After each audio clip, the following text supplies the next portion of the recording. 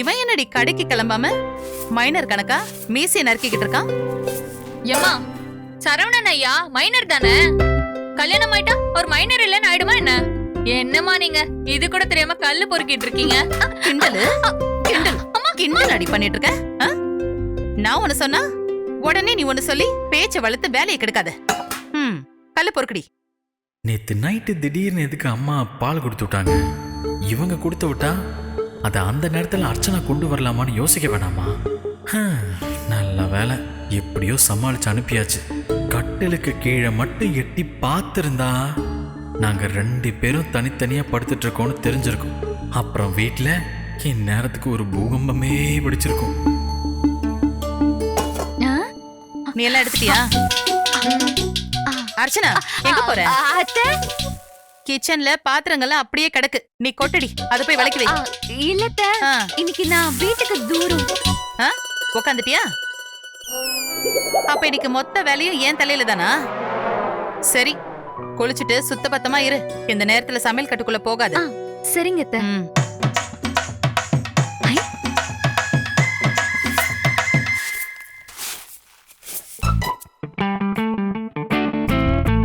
இவ வழக்கமாவே ஒழுங்கா வேலை செய்யறது இல்ல. இவளுக்கு இது ஒரு சாக்கு.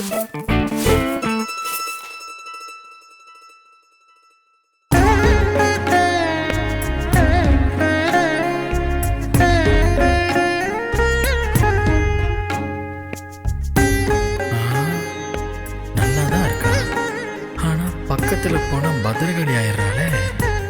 ஏன் எதுக்குன்னு தெரியாமலே கத்துனா நான் என்னதான் செய்யறது?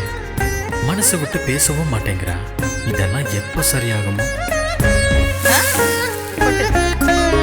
போடு.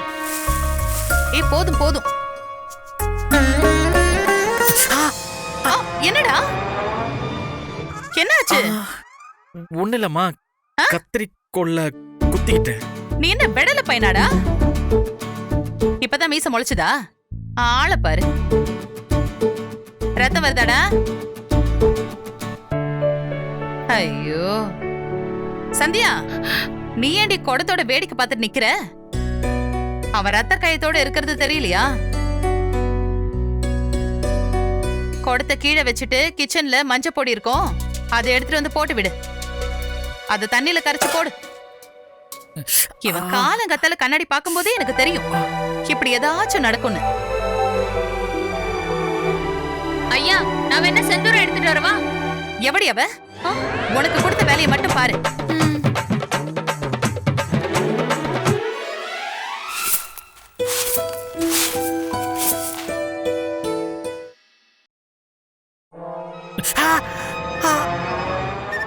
என்னடா ஆச்சு? அம்மா, அது எரியுதுமா. மஞ்சள் மஞ்சள் தானே எரியும்.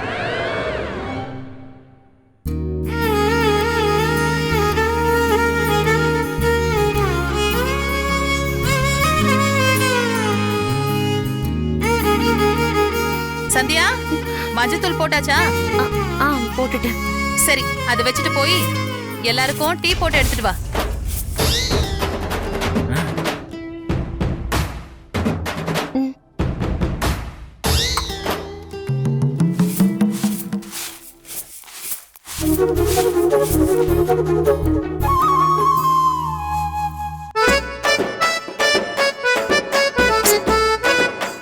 இவங்க என்ன திடீர்னு டீ போடு காஃபி போடுன்றாங்க?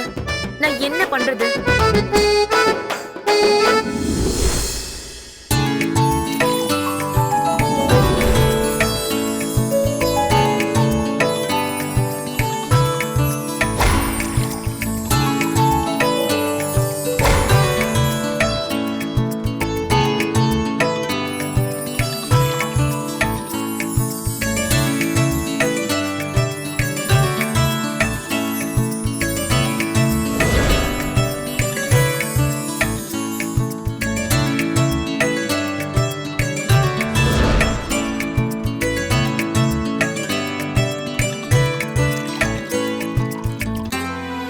சரவணா, அம்மா, நம்ம சண்முக அண்ணாச்சுடைய மகன் இருக்கான்ல, அதான் செங்கோட்டையில ரியல் எஸ்டேட் பண்றானே அவன்.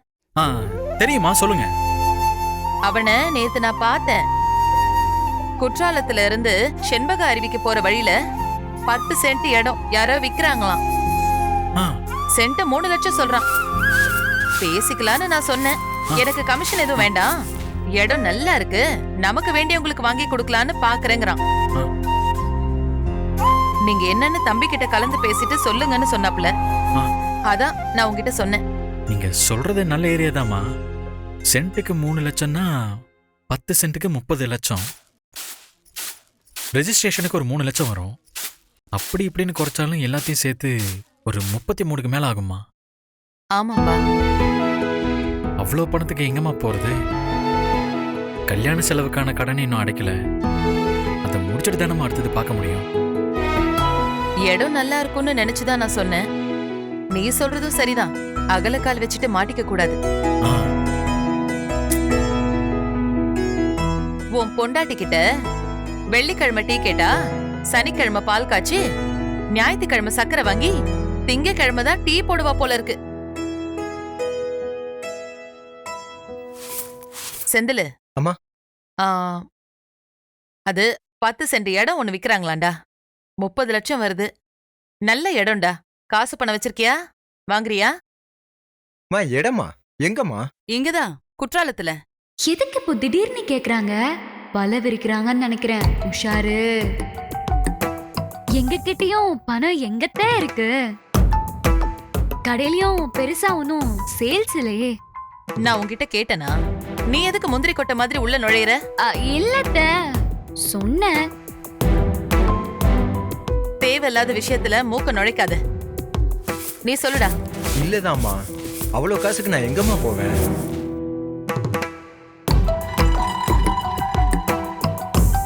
சரி, அதை விடு.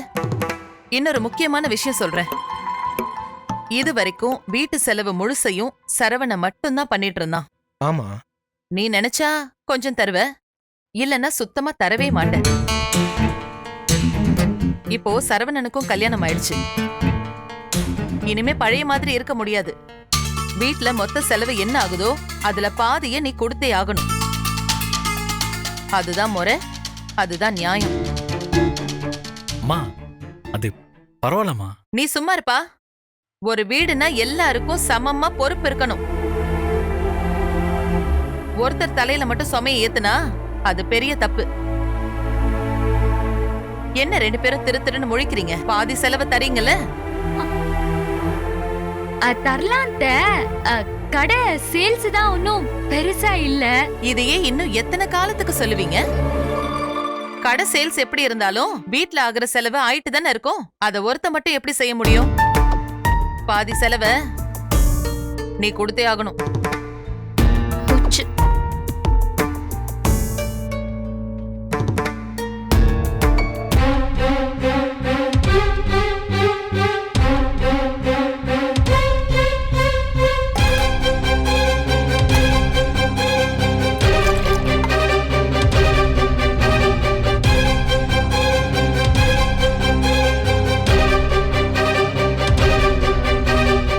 நல்லா இருக்கிற மாதிரி தான் இருக்கு. ஆனா அவங்க என்ன சொல்லுவாங்களோ தெரியலையே. சரி, நடக்கிறது நடக்கட்டும்.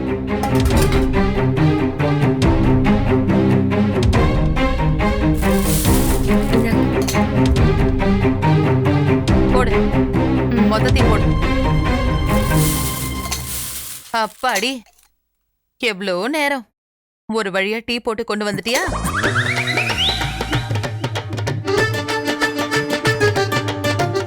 கடவுளே, டீ நல்லா இருக்கணும். இல்லைன்னா அதுக்கு ஒரு பஞ்சாயத்தை கூட்டிடுவாங்களே.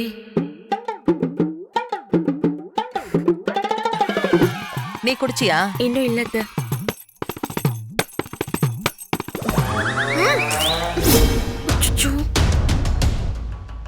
இதுக்கு பேரு டீயா? இதை விட கழனி தண்ணி நல்லா இருக்கும்.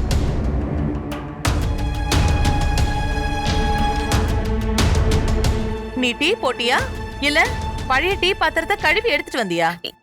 இல்லத்த, இப்ப போட்டதுதான் அத்த. என்னத்த போட்டியோ?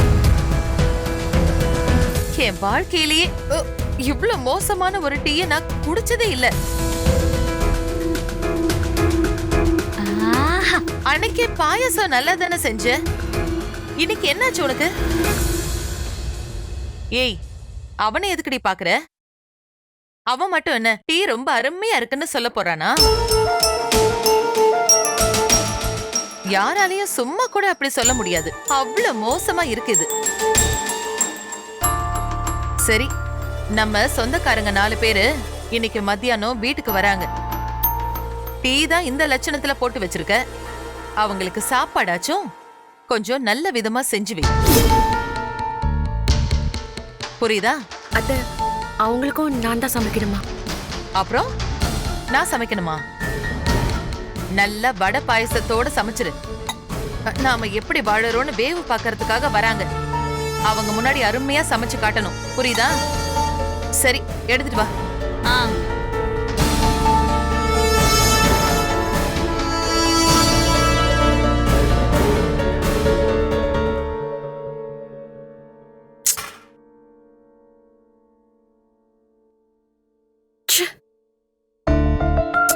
இந்த சமையல் கட்டை விட்டு அப்படி இப்படின்னு நகர விட மாட்டாங்க போல இருக்கு. ஒரு வேலை முடிஞ்சா அடுத்த வேலை, அது முடிஞ்சா இன்னொரு வேலை, இப்படி வரிசையா சொல்லிக்கிட்டே இருக்காங்க. ஷோ, எனக்கு சமையல் தெரிஞ்சாலாவது பரவாயில்ல, ஒரு மண்ணும் தெரியாம நான் என்னதான் பண்ண முடியும்? டீயே வாயில வைக்க முடியலன்னு சொல்லி திட்டுறாங்க. அப்ப நான் செய்யற சமையல் மட்டும் நல்லா இருக்குமா? பேசாம அத்தை கிட்ட போய் எனக்கு சமைக்க தெரியாதுன்ற உண்மையை சொல்லிட்டா என்ன? எப்படி இருந்தாலும் நான் சமைச்சதுக்கு அப்புறம் ரொம்ப கேவலமா இருக்குன்னு திட்டதான் போறாங்க. இதுதான் உங்க வீட்டுல ஒண்ணு வளர்த்த லட்சணமா? வளர்ப்பு சரியில்லை, வாழைக்காய் சரியில்லைன்னு சொல்லதான் போறாங்க. அதுக்கு பேசாம அத்தை கிட்ட சமைக்க தெரியலன்னு சொல்லிட்டாவாச்சும் இன்னைக்கு ஒரு நாள்ல பிரச்சனை முடிஞ்சிடும். பேசாம சொல்லிடுவோமா? ஆதி, இவ அண்ணனுக்கு போன் போடுறா. இவளை பத்தி இவ அண்ணனும் தெரிஞ்சுக்கிட்டோம். இதுதான் நீங்க பொண்ண வளர்த்த லட்சணமானு நறுக்குன்னு 4 வார்த்தை அவர்கிட்ட கேக்குறேன். இல்ல இல்ல, வேண்டாம். சில்லற விஷயத்துக்கே அண்ணா அன்னைக்கு ஃபோன் பண்ணி பேச போனாங்க.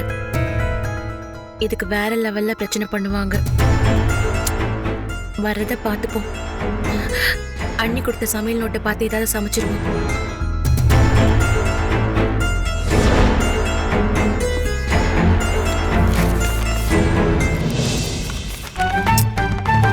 இதுல எதை செய்யறது? வடை பாயசம் செய்ய சொன்னாங்க. அப்படின்னா சைவ சாப்பாடு தான். சாம்பார், ரசம், மோர், சாதம், வடை, பாயசம். பா, எத்தனை! சாப்பிடும்போது ஒன்றும் தெரியல. இதெல்லாம் சமைக்கணும்னா ஐயோ, என்ன பண்ண போறேன்னு தெரியலையே.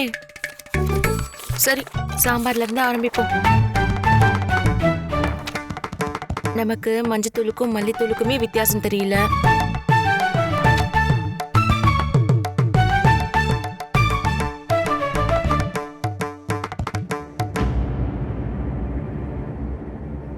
ஐயோ,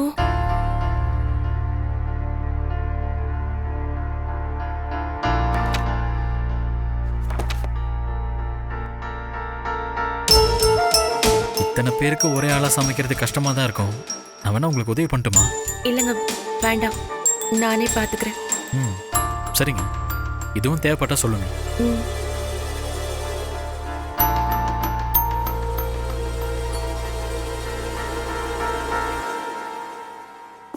இதென்னங்க கிச்சன்ல கிடக்கு?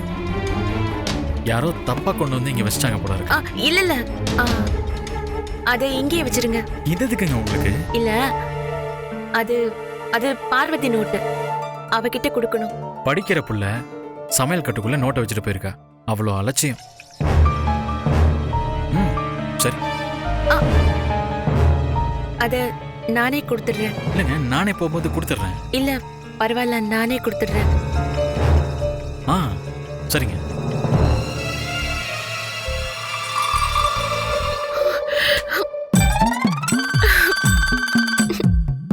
இந்த நோட்டை பத்திரப்படுத்தி வைக்கிறதுக்குள்ள போதும் போதும் ஆயிடுது. எங்க அந்த சாம்பார்?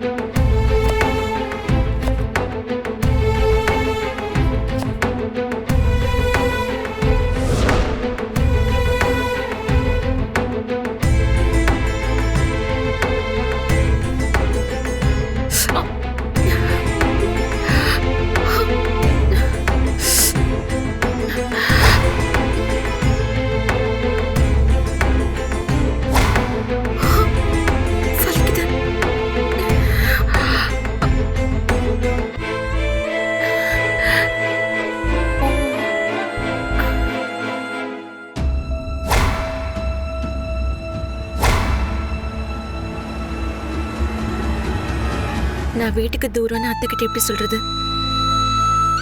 சொன்னா சமைக்க வேண்டாம்னு சொல்லுவாங்க, சொல்லாம விட்டா ஏன் சொல்லலம்பாங்க. வேற வழி இல்ல, நமக்கு சமைக்கவும் வரல, பேசாம சொல்லிட வேண்டியதுதான்.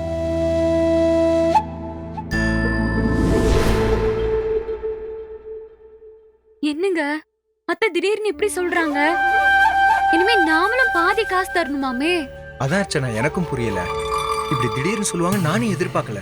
இது முன்கூட்டியே தெரிஞ்சிருந்தா வேற ஏதாவது ஐடியா பண்ணி சமாளிச்சிருக்கலாம். போச்சு.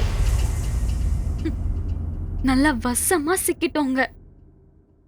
இப்ப வரைக்கும் மாசம் மாசம் லம்பா ஒரு அமௌண்ட் சேர்த்து வச்சுட்டு இருந்தோம்ல, இனிமே அதெல்லாம் சேர்த்து வைக்க முடியாதா? எல்லாம் போச்சு.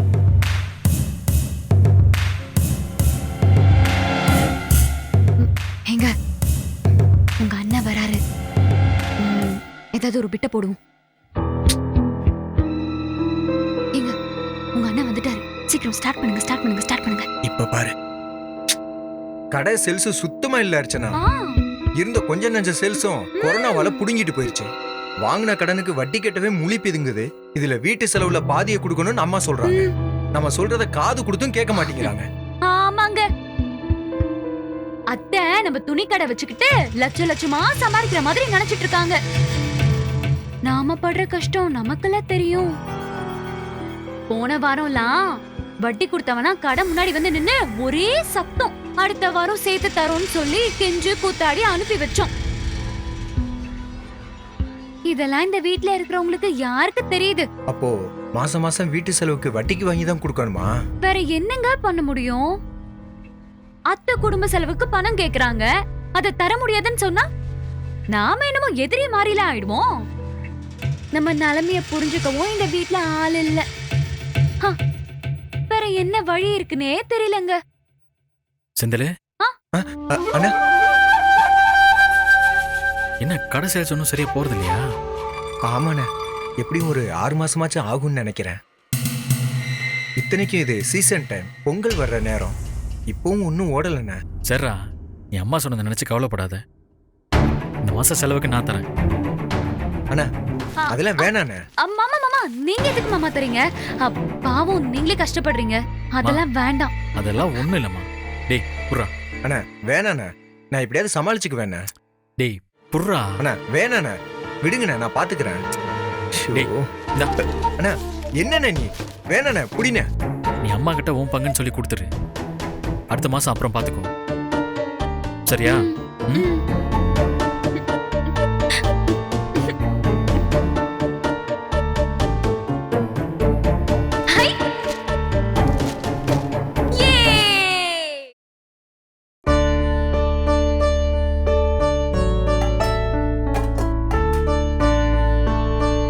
சாம்பார் வைக்க காய்கறி எல்லாம் இருக்கு, கூட்டு பொரியலுக்கும் காய்கறி இருக்கு, எல்லாம் இருக்கா? நெய் மட்டும் வாங்கி ஆகணும்.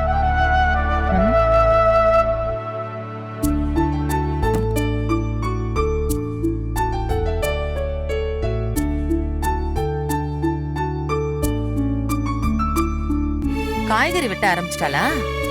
பாதியில எங்க போனா? சந்தியா, சந்தியா. அத்தை, என்னடி காய்கறி வெட்டுறத பாதியிலே விட்டுட்டு எங்க போன? அத்தை ஒரு நிமிஷம் வாங்கல. நான் அங்க வரவா?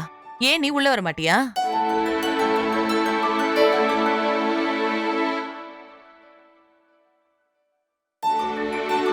என்ன? இல்ல அத்தை, நான் வீட்டுக்கு தூரம், அதான் வெளியில வந்துட்டேன். சமையல் கட்டுக்குள்ள சுத்தபத்தமா இருக்கணும்னு சொல்லிருக்கீங்கல்ல. நீயுமா? இவ்ளோ வேலை கிடக்கு, எல்லாரும் ஒரே நாள்ல உட்காந்துட்டா நான் என்ன பண்றது?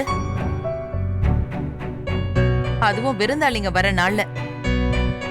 சரி போ, போய் குளிச்சுட்டு சுத்தமா இரு. மறந்து கூட இன்னைக்கு நீ கிச்சன் பக்கம் வந்துடக்கூடாது. உன் கையால எந்த பொருளையும் தொடவும் கூடாது, சரியா?